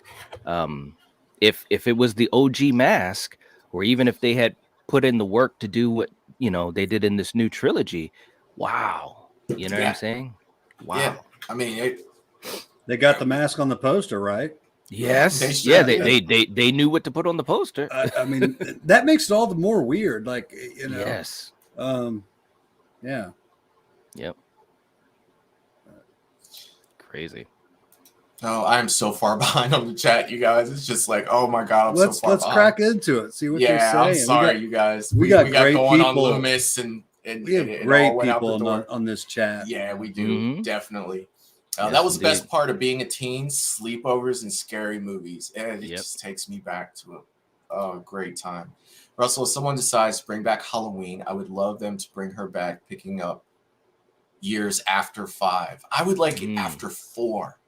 Like, let's just go ahead and you just got to erase 5, huh? Yeah, let's just throw it off. You know, Rachel's still there. You know, we don't. And of course that's you just said it yourself, because if they pick up after 4, they can bring back Ellie Cornell as Rachel. Yep. And could you imagine? And she's open to coming back if they ever, you know, gave her the call. You know, and of course Danielle is too. Could you imagine? I think that'd be the best way for Halloween to come back. Years later. I want to say that you and I have spoken about this before, Night. It might have been on, you know, one of your streams or something. Yeah. We were talking about it, like that right there. Like, the only trouble I would see with casual fans understanding what the hell is going on. Right. You know what I mean? But from our standpoint, that's like dream come true scenario. Yeah. Like Jamie Lee Curtis is done. Okay, I get it. You can have your Halloween ends. It's over, right? Yeah. That's right. Not happy with it, but okay, it's over. Pick up from 4. That's you know what I mean? Pick up from 4, and let's say like 30 years after she stabbed her stepmom, where are we at? That's you right. know, you could build the and whole let's face story. it, there's nothing wrong with doing that. The franchise has already been all over the board. That's right. We already got like 5 timelines. It's so not like they're going to be, oh, wow, that doesn't fit. Exactly. Like what does fit? So yeah, guys, and that's something I haven't really explored, but I like it. I like it a lot. Yeah. And then knowing that both of them are on board, why not? Yeah, man. I mean, that's perfect scenario right there. Like, can you imagine breaking that news? Oh my god! Oh boy. Now, who plays Loomis? I'm sorry. Who plays Loomis? Well, I would think that Loomis would have passed away after like 30 years. Yeah. You know, like I don't think that you recast him. Okay, we're done with Lewis. Do we have somebody take his place in a sense? Like you could. Like how they went with the Sartain issue? Or? Yeah, I wasn't a big fan of Sartain, but like I said, but he does need that guy. Would you agree, Knight, that you need that? Well, I think like that psychiatrist kind of guy. Well, you definitely need someone that understands his mythology and can be and can kind of be that lens for the viewers. You know what I mean? And I agree. Sartain had some issues. Yeah, Sartain had some issues for me as well, but he did provide that perspective, you know, as far as what's Michael been up to for those 30 years incarcerated, you know, and Sartain provided that. I think they just had some missteps on how the character developed. I didn't hate Sartain, but I was. I mean, he's no Loomis, but you know, who's gonna be? Nobody. Get back in your house. I'm a doctor. Right? Yeah, I didn't hate him, but he didn't do a whole lot for me either. Like I said with Sartain last week or the week before, when we were talking about that him, character is necessary in this. He is definitely, but at least he got his head stepped on for being stupid. Right. So yeah, he did. Whew. Yeah. Justin and Kelsey say House of 1,000 Corpses was my first horror movie. I was only 6 years old. And was hooked instantly. Ooh. How old do you guys feel right now? Right? Yeah. Dang. They just had to say that, didn't they? Yeah. Wow. I was 6 when that came out. Oh, that's fantastic. Yeah, me too. Yes. Right. Yeah. That's how I was with Phantasm. That scared the hell out of me when I was a kid. Yeah, man. Boy. Oh, yeah. Polar is saying they've restored 2 drive-in theaters near me. Good times. Man, that's freaking awesome. That is awesome. I'm jealous. James is saying, I think the shotgun kill would have been better if Michael blasted a hole right through that girl's gut. Seeing them jet through a hole in the wall would be so freaking awesome. Ooh. Poor Michael Kelly. with a gunshot. Poor Kelly. Knock at the Cabin was a crazy movie. I saw it yesterday at the movies. Okay. Ooh, I haven't seen it yet. Yeah, I've not seen that one yet. I'm not the biggest M. Night Shyamalan. I've checked out most of his films, but yeah. Loomis was going. Go ahead. A lot of people are like it. I'm just, whether I like it or not, I'm just, if it's somewhat to do with horror and people are digging it, I'm all about it, man. Like, good point. Know, we all know I'm picky as hell with my movies, so yeah, I mean I am. But yeah, if someone's watching a horror film, they're digging it. Heck yeah, man. All about it. Loomis was going to take the headshot. And that's right. Yeah, he was. He had the gun out. He was just like, well, I'm not doing this shit again. Fuck this. You see what I'm saying, Knight? Like, I can't get enough of Michael's freaking Loomis, his bartender. It's great. Yeah, it is good, man. Like, fuck this. Like, his whole thing is just like, I don't know. I just picture him being, do it again, man. No, like, fuck this. It's great, man. Guys, I want to get you guys a shot of this real quick. This is just a great way to represent George P. Wilbur. This is the Trick or Treat Studios 1/6 scale Halloween 6. as far as I'm concerned, George P. Wilbur figure. But look at this. Oh, Look at that. Is is cool, gorgeous? man. I like that. I like But, I mean, that. how good does that look? That does look amazing. And we have this, as far as I'm concerned, because he played that. He played that role so well. He did, man. But yeah, that's a good looking Michael. I'm sorry. So yeah, but I just had to show it off. Just recently got it. I love it, but I thought you guys would appreciate that. Yeah, definitely, man. Yeah, Isn't that awesome? Love yeah. Let's see here. Love my 6, man. Love my 6. And 4. Yes. Nanette's coming by saying, hello, everyone. Hello, Hey, Nanette. What's going on? Hello, Lynette. Is it Lynette? I'm sorry. Or Nanette. Nanette. Hello. Kelsey and Justin say, Donald Pleasance has so many memorable quotes. God, Oh, man. that's understatement of the year. Yes, he does. Mm-hmm. I was pissed when they killed Ray. Yeah, I mean, that's a good God, man. Just ask Michael to quote him. It's a great time. Let me tell you. You haven't got a police force. There it is. You got it. You just have to have that rise, man. You knock that right off. It starts off where he's just going to say something. I bet you that cop was like, Jesus Christ, man. Let's just focus on, calm down. I was in an explosion. I have to scream every time I shot it. I shot it hard. I shot it 6 times. This man, he's not human. He is so good. Welcome to Movies and Beyond, where we have 3 Loomises talking about Halloween. He's not human. How did you feel by Halloween 4? Well, I thought it was some bullshit, but it kept going. Knight's crying over there. Oh, Lord, you guys are all right. James, I loved it when I was a kid seeing scary movies at the drive-in, eating tons of buttered popcorn in the back of the old station wagon. What a great time to be a kid. Heck yeah, man. James. Yep. Oh. Yeah. I'm jealous of Polar saying that they're bringing them back up there. I know. Teresa, I cannot agree with you more. Yeah. I mean, I wish they'd bring them back too, Mom. Mm-hmm. Yeah. I did not have a whole lot of drive-in experience, even as a kid. I don't know if there wasn't any nearby. I want to say I've been to a drive-in twice, maybe in my life.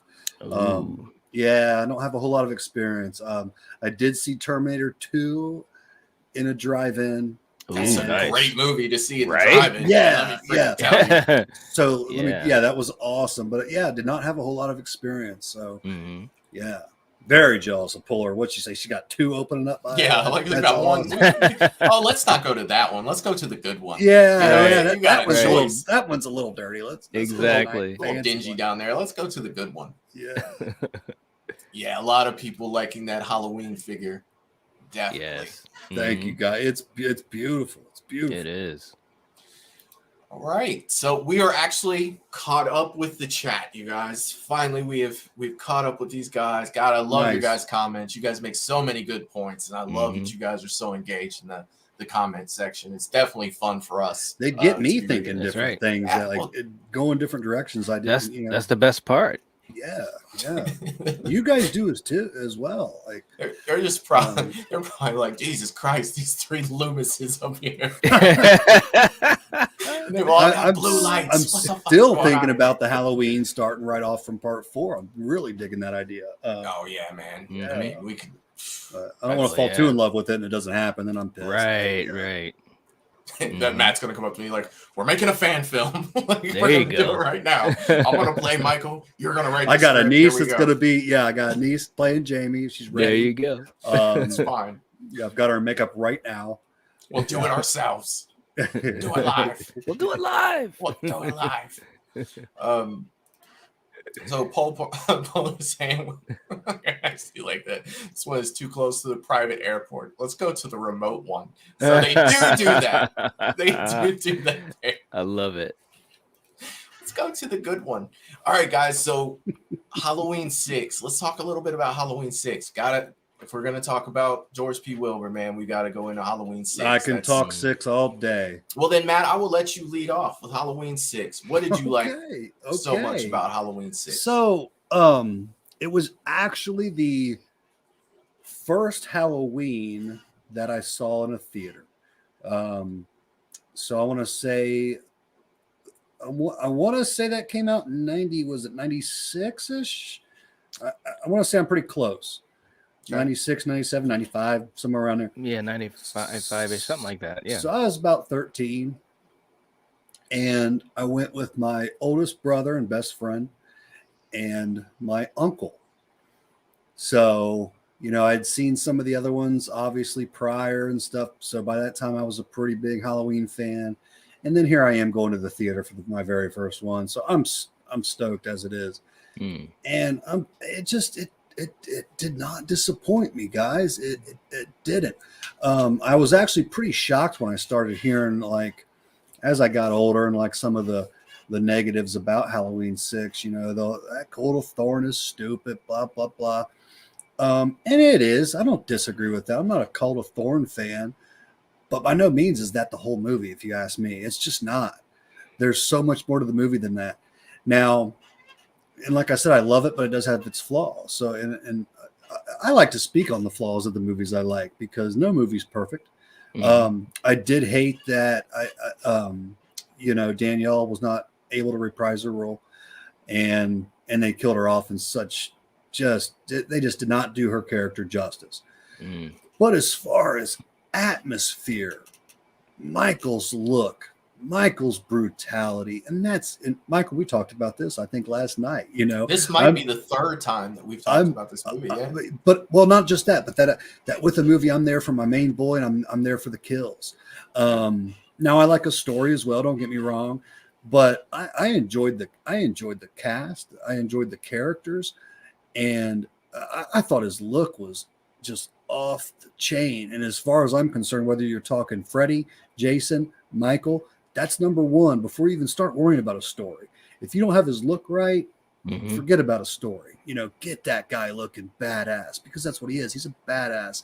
You know, don't put Jason in a shirt and tie and skinny jeans, man. The movie's not going to work. Right. You know, put him in part 7, and then you've got a base, and you can start building your story after that. And just, there's so many scenes I really enjoyed, from the kid going across the street, and the mom knows that he's entering Michael's house. And right there, I'm like, okay, that's got to be my kid. And that's the only way in hell I'm going in that house. If it's a cousin or something, I'll just send a text like, hey, man, you might want to turn around. Something could happen in there, right? But if it's my baby girl, I'm going in. Yeah, other than that, I'm like I don't know if it's a cousin. It's like, hey, where's trying Billy? to wave a lighter, like, yeah. Lost him. But I love that. He's not going to make it. That made you intense, man. And then, like, here she is in that house, and then she gets in. There's nobody, you know. That to all the great hospital scenes, and how I said also that they did not do Jamie's character justice, but I even like that scene. You know, the barn, the lightning flash, and him in there looked fantastic. It all looked great, if you ask me. When he goes down in the basement room of the hospital, and you know, like I said earlier, the strobe lights chasing the guy with the red beaming lights, the hospital where he goes in there and massacres all the guys. Like, to me, it just felt like a really good ride. You know, I was on a good ride, and I had my Donald Pleasance there. I had a phenomenal looking Michael Myers there. Loved it, man. I loved it. The end was a little underwhelming. There's that word again. Yeah, we both learned this word a couple weekends ago, but it was. I will say that was a little underwhelming. You know, the whole beating with the pipe, I thought was just. I accepted it, but I wasn't like, wow. It was no like Friday the 13th Part 3 barn scene ending. Like, it didn't have that kind of climax. But it could have been Pebbles, Matt.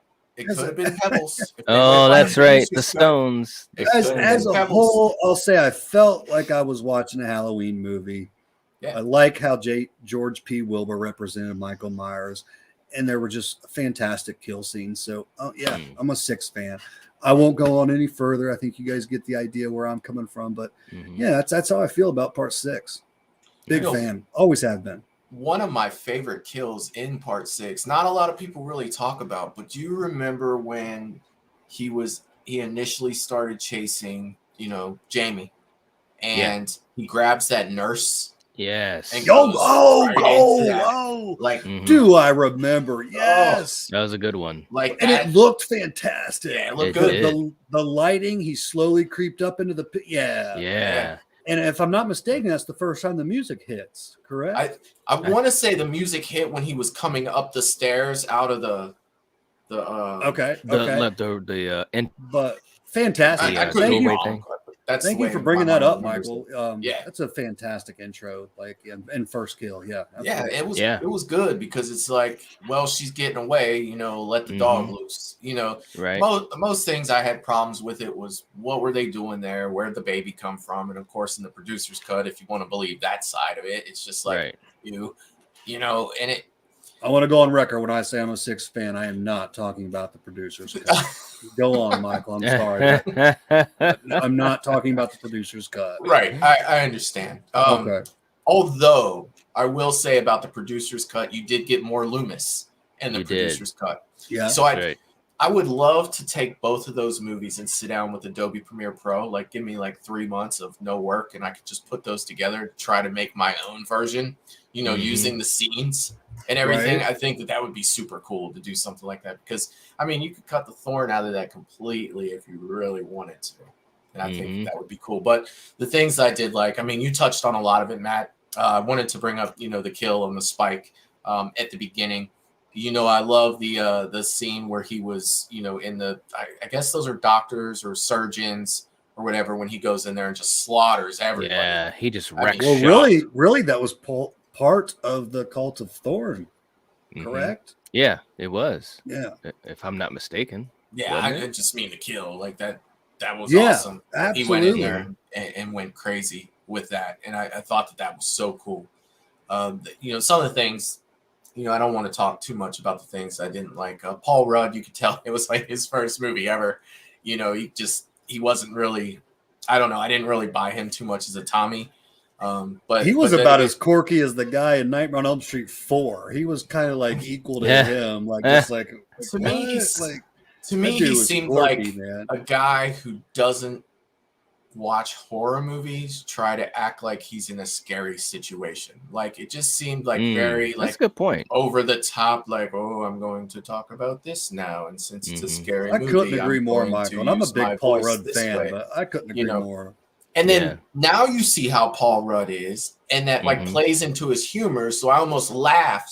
I almost laugh every time he talks in that movie because I feel like he's being sarcastic almost every time he speaks.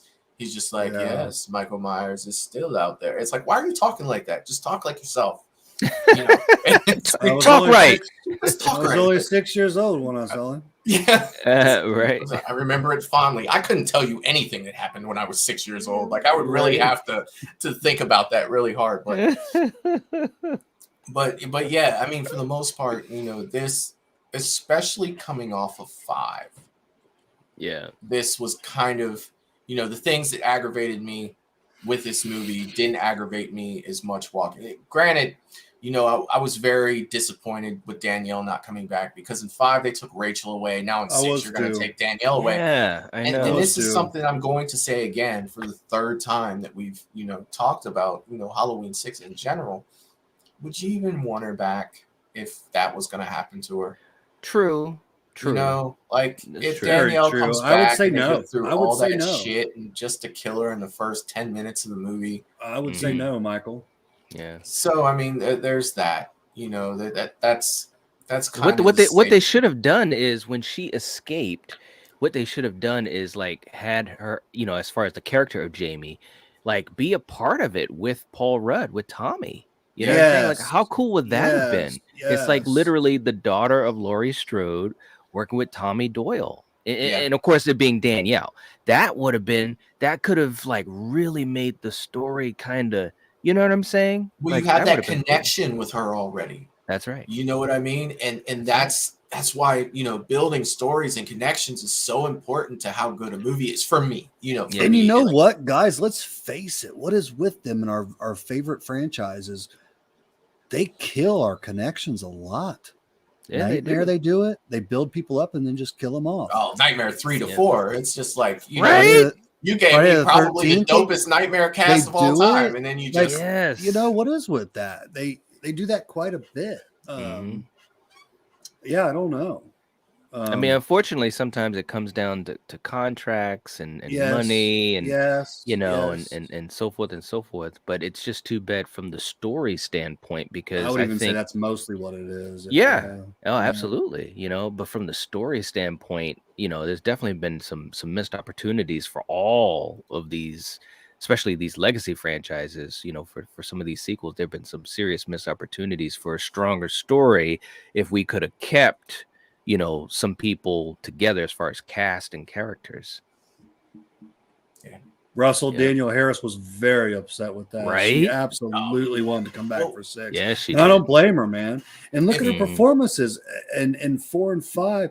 Not so much 5, but she was killing it, man. Yeah, Like, who especially for a deserves to child come- actor. Yeah, who Yes. deserves to come back more than Danielle? Well, Like, if I'm not mistaken, I don't didn't she blame her a go bit. through like a whole process to get emancipated? That's so right. She Yes. could actually work on the film. Yep. And then Yes. they were just like, just kidding. We don't need you. They did. Right. Yep, she did. Yep.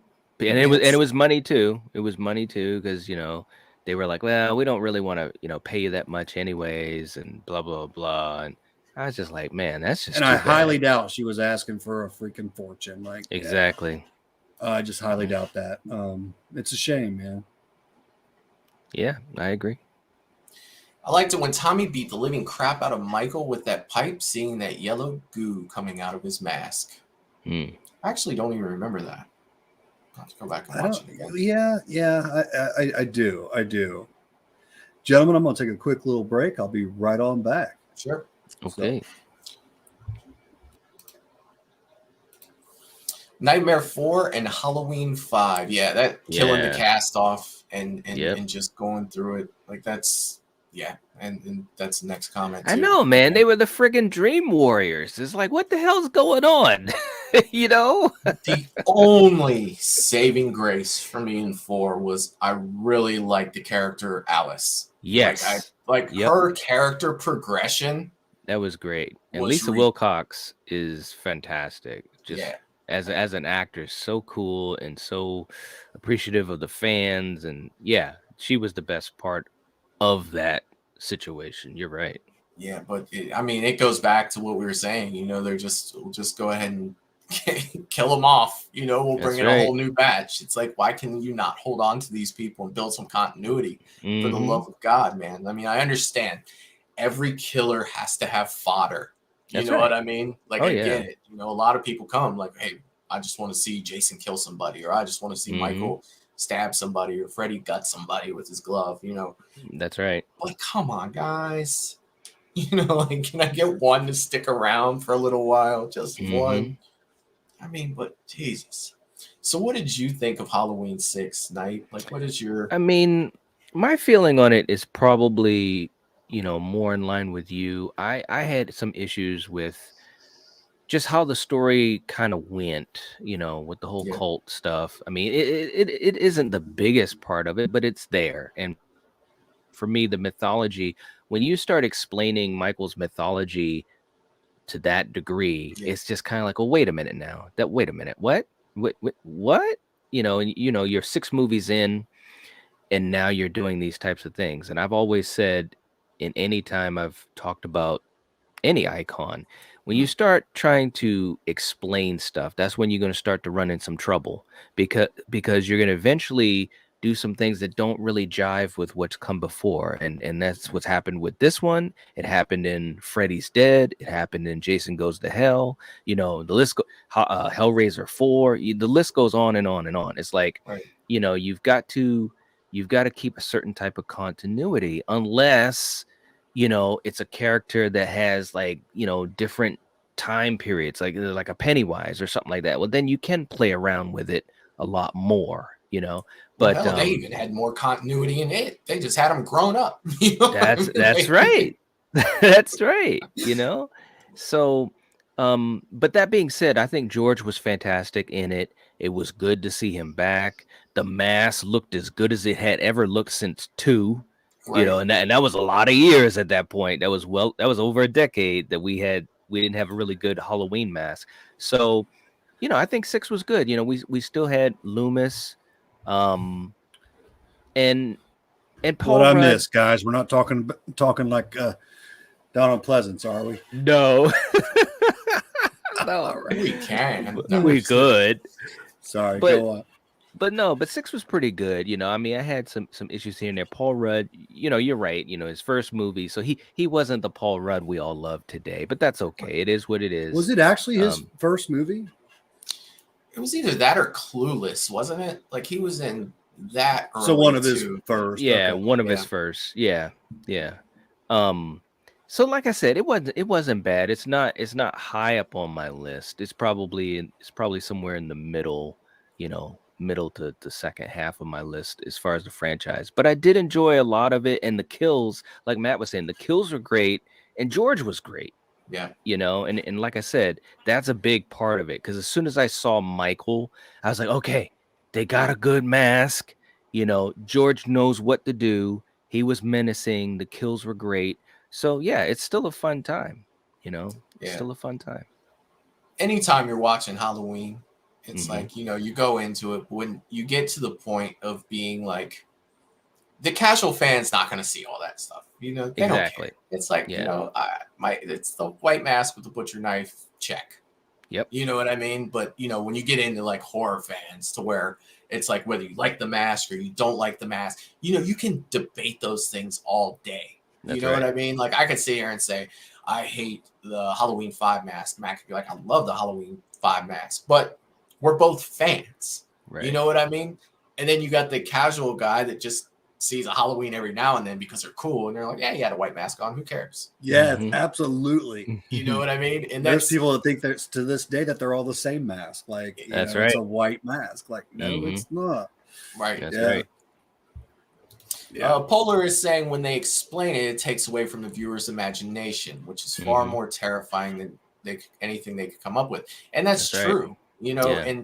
and that's the thing, you know, like I am more of a Halloween purist than anything else. And that's, I want that original story that John Carpenter told, you know, the Right. mystery and all that stuff. Like that's what did it for me with Michael Myers. And I think that's why I love Halloween 18 so much. Like Halloween 2018 is so far up my list. Like it's right there. Oh yeah.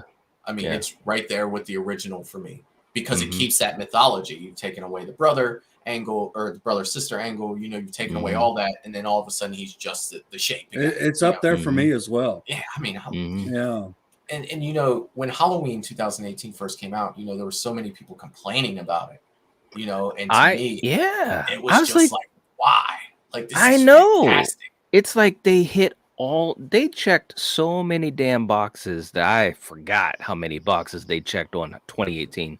You know, you had a great cast, you had good scenes, you had a great Michael, you had a good mask, you had great cinematography. Carpenter's back doing some kick-ass music. They're following the mythology. There's still some mystery. The practical. You know, it's arguably the best soundtrack out of, you know, all of them. You know, because it brings all the greatness out of the original and then adds stuff like the Shape Hunts Allison. Like that is probably freaking wow, dude. I love that one so when much. I saw that in the theater, I'm just like my eyes. Too, how often are you watching a horror movie and you're glued because of just the soundtrack? Yeah, you're just like, that is the hardest shit I've ever heard in my entire life. You know, man, it's so good. It's stupid good. Like, it was almost disappointing too because it was over so short. Like I wanted more. Like keep sound coming, man, and let him chase her for a while. I wanted more of this. Like, yes, I agree, man. Me and my brother, we were geeking out in the theater, man. We were geeking out. I was like, oh my god, and it's like, you know, and again, that's the thing about what they brought back with the new trilogy. They brought that feeling, they brought that energy, and they brought an appreciation for what had come before. Like they did their homework, you Right. know. They absolutely did their homework, man. Yes. Mm-hmm. It's like you're watching that, like, yeah, somebody watched the first one. You know what I mean? Like this.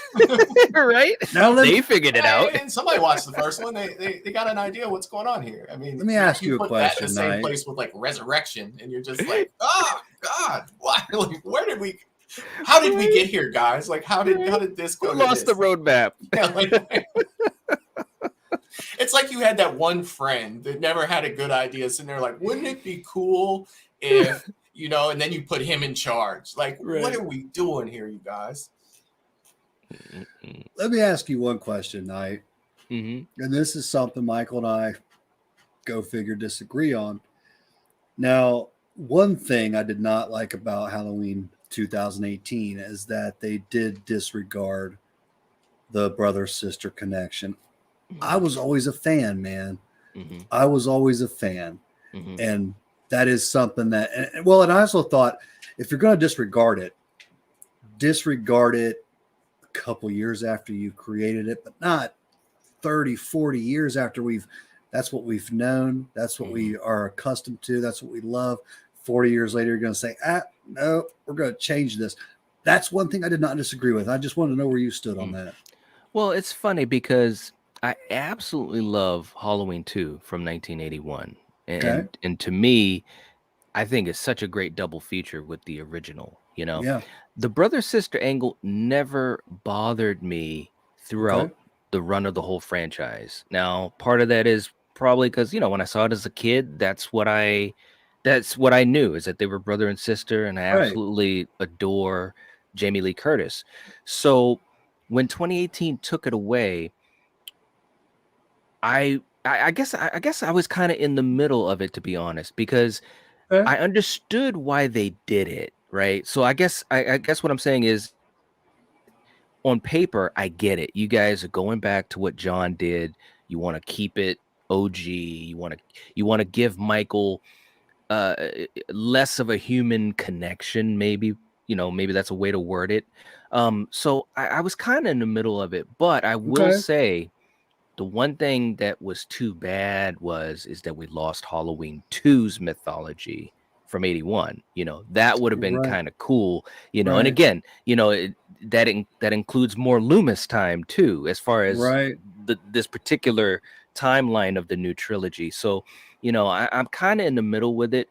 I would have been interested though to see what 2018 would have been like if they kept that connection, because I don't think it necessarily took away the strength of Michael's mythology for me. You know, I mean, I get it. I get where Carpenter was coming from as far as how he said he didn't like doing the brother-sister angle. He just did it because he was trying to figure out something to do for Halloween 2. Yeah. But yeah, I mean, that's an interesting conversation, man. That could literally that could literally be a discussion alone, you know, for a panel. Absolutely. Yeah. I just wanted to ask you. Yeah. And like I said, I'm a huge 2018 fan. It did not ruin the movie for me. Yeah. It's just something that I was kind of like, oh, damn. Right. Yeah.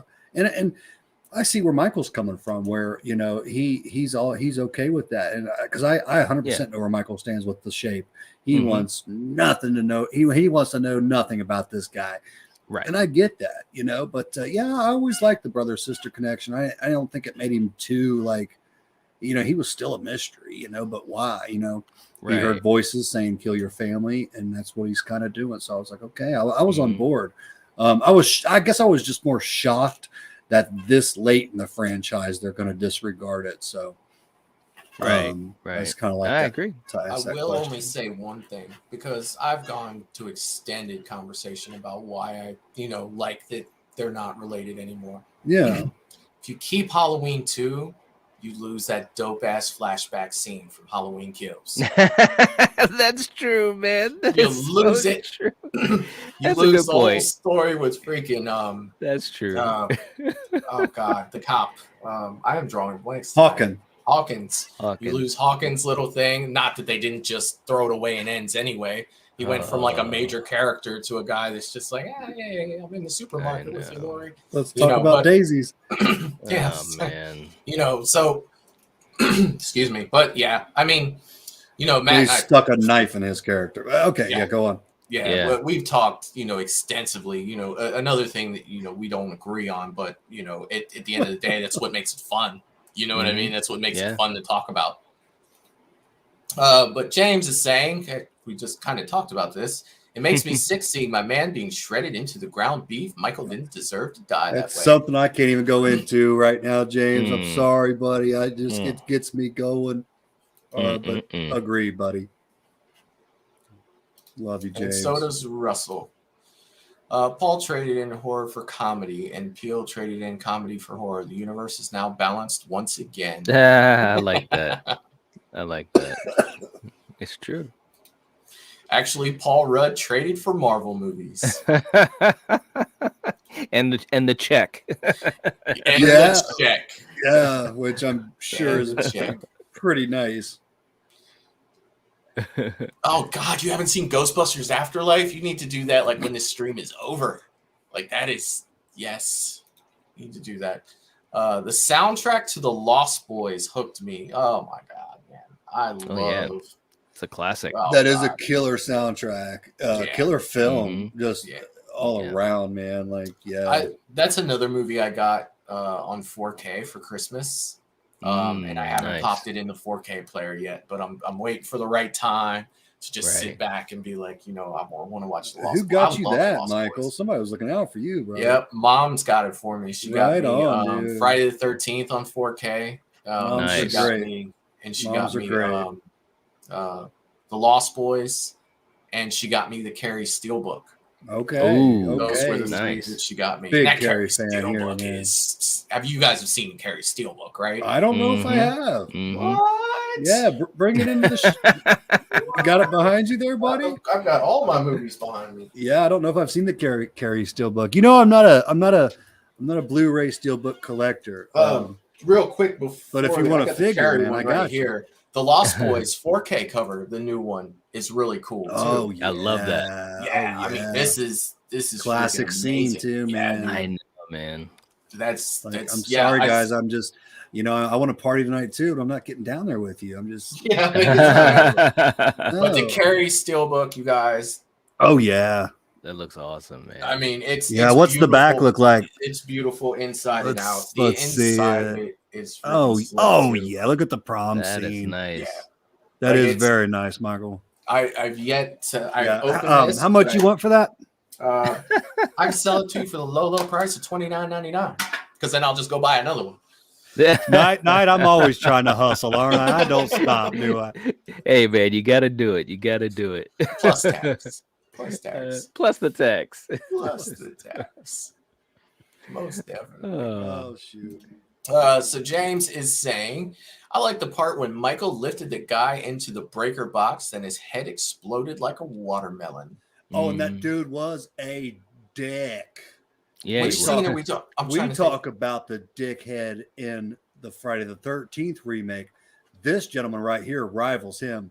He's talking about the stepdad in part 6. Yeah. The father. Yeah, that guy was a That's dick. a Dick. Him and Trent need to go Trent is his long lost son. Exactly. Yes, Yeah. Yes, that dude. Oh my God, I wanted his head to explode. I mean, with Trent, at least Trent was comedic. This guy was just he was just a dick. I mean, and to his wife and to his daughter. Yeah, and the kids in the grandson. I mean, he just backhanded his daughter right in front of her kid. Your kid's right there. I was like, what are we watching here? He was a dick. It's he's just give her all of her goddamn money. God. No. Jeez. That guy was, oh my God, that guy was absolutely calls terrible. her son a bastard and man. I'm like, wow, man. Talk about a guy asking for it in a horror movie, man. Yep. And I mean, we knew where that was going to go. It's like, we're going to give them something to cheer for. We did. Now, if he didn't die in that film, I would have hated it. We'd have a whole different conversation here. It's like, well, if they'd have killed him, it would have been a lot better. But I mean, it's funny, the older I get, when I first saw Trent in Friday the 13th, I was like, God, I absolutely hate this guy. Now, when I rewatch it, he's going to die. It's just like, this guy's such a dick. It's funny at this point. Like, It's freaking hilarious. I wouldn't have it any other way without the Trent has to be in that film. I love him. Yeah, he is a dick, but God, he brings so much to the film, man. Like, Right. He does. Right. I mean, he's basically the mean girl, you know. Yeah, that's exactly or the bitch character. That's basically what he is. I mean, who says your nipples have perfect placement? Like it's you remember that? I Like, know. God. I couldn't believe that. I was like, what? And I mean, not only did he say it, he was like looking right at it. They're stupendous. Yeah. Perfect placement. Oh my! I was like, He's wow. Like, you're just like, what? Yeah. Why his girlfriend's knocking on the door? I know. He's like, go away. I mean, yeah, that's a dick amongst dicks. Like, yep. That was fantastic. You guys, it was stupendous. It was stupendous. It was great. But you guys, this has been a blast tonight. You guys, absolutely. I mean, an hour and 51 minutes goes by like it's 20 minutes when you're sitting here talking to friends and laughing about things. Like, I know, man. If I don't say it enough, I lost track of time. Knight and Michael, I absolutely love being on here with you guys, and just thank you for having me, man, as well. Like, oh man, it's good to hang out with both of you guys. Seriously, I appreciate it. I love it. Yeah, man, absolutely. Yeah, it's been a few weeks since we got to hang out, Night. Yeah. It's definitely been a few weeks, and I don't know. You can ask the people in the chat. I think that this show's starting to come along. You know, we're having a good time over here, man. And just know you're welcome to join me and Matt anytime that you want to swing by, man. Thanks, man. I appreciate it. Definitely a good time over here. Yeah, man. And for one thing, man, at least get a kick out of watching us disagree about just about everything. And the fact that we got, what was it? We ranked 33 movies and had three. Three of them were we the got same 3. ranking. Yeah. Hey, I was shocked too. And they weren't, they were, one of them was 2018. Like, okay, yeah, that sounds right. Surprised me. Like, that was my number 3. I'm surprised I had it so high, man. Wow. Yeah, like you've got to be freaking kidding me. But yeah, I mean, and like we've always said though, Michael, that those lists can change day to day like that. Oh, 18 it's so true. When you're talking 3 franchises, yeah. You guys, I'm gonna say this, but I'm only gonna tell you guys, okay? 18 is right there with the original for me. Like, it is like stepping on the original's heels. And the only thing that keeps the original is it's the original, and it has that atmosphere that just can't be touched to me. Like, I don't think that there is a movie that you could possibly make with more Halloween atmosphere than the original. Like, I just don't think that when Michael says what he's passionate about, like, you have no other choice but to believe him, because he does have so much passion in it. It's like, I believe you too, Michael. Like, yeah, it's just the stuff that I love, and that's why I put this channel together. It gives me a chance to give my opinion, whether anybody cares or not. It's a great place. I've met a lot of great people doing this. All the people coming in the chat, you don't know how much we appreciate seeing you guys in here and having these conversations with you guys. I mean, absolutely. Tonight, I don't know if I've laughed this hard on stream in a while, you guys. It was some good laughs, man. I mean, I've got to be up for work at 4:00 in the morning tomorrow, but I guarantee while I'm going to bed, I'm throwing it up on the TV and I'm going to rewatch it. I always rewatch the streams when they're over just to see, what I can do better. Kind of like to critique myself a little bit and see, like some little editing things or, some of the stuff I say. And one of the things that I was telling Matt about, and we talked about this last week, was I was rewatching one of our streams and I was saying, I was talking about Halloween 6, actually. It was Halloween 6 that we were talking about.